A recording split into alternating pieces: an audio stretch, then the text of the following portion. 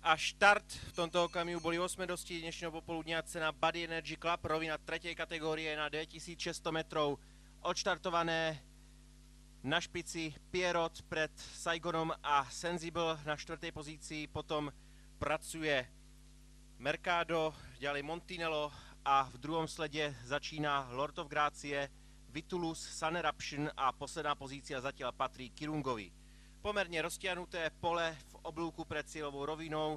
Pierrot, zástupca stajne Pegas v sedle s jockeyom Petrom Foretom zhruba o dĺžku pred Saigonom a na 3. pozícii Sensible, zvonku Mercado, ďalej Montinello, Sun Eruption, Kirung, Lord of Gracie, Elegant Devil a stále na poslednej pozícii tam Kirung, respektíve pri bariére aj Vitulus teraz.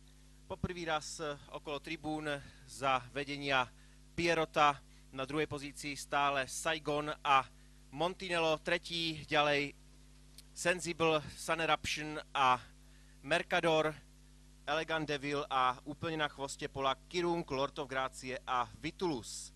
V oblúku pred protiaľou rovinou má Pierrot stále k dobru jednu dĺžku na Sensible, 8-ročného Valacha v sedle s jokejom Robertom Šarou, respektíve je tam ešte aj Saigon, to je ročný hnedák so Zuzanou Vokálkovou, takže poradie Pierrot, Saigon, Montinello, Sun Eruption, Sensible, ďalej na bariére Mercado a Elegant Devil, Kirung, Vitulus a na poslednej pozícii stále Lord of Gracie, ktorý bol na jar pôvodne kandidát českého derby, ale po nepodarenej veľkej černovej cene ho realizačný tým škrtol.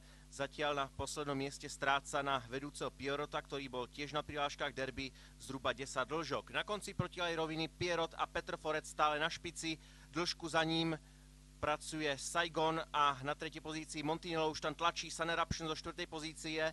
Naopak sa prepadáva Sensible, dostáva sa na 5. pozíciu Kirung a teraz akceleruje aj Lord of Gracie, zatiaľ čo Elegant Devil vycúval na poslednú vzdialenú pozíciu. 400 metrov pred cieľom stále Pierrot, ale už pobádaný aj bičíkom. Vedľa neho sa objavuje Montinello a na bariére Saigon.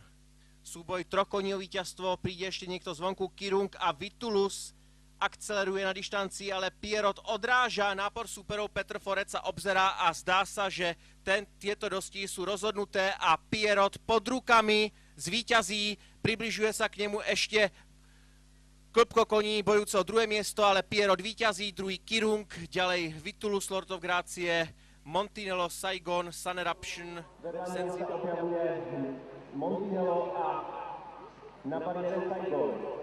Súboj trokoní víťazstvo, príde ešte niekto zvonku Kirung a Vitulus akceleruje na dištancii, ale Pierrot odráža na to súperov, Petr Foret sa obzerá a zdá sa, že tieto dostihy sú rozhodnuté a Pierrot pod rukami zvíťazí, približuje sa k nemu ešte klpko koní bojúco druhé miesto, ale Pierrot víťazí, druhý Kirung, ďalej Vitulus, Lord of Gracie, Montinello, Saigon, Sun Eruption, Sensible.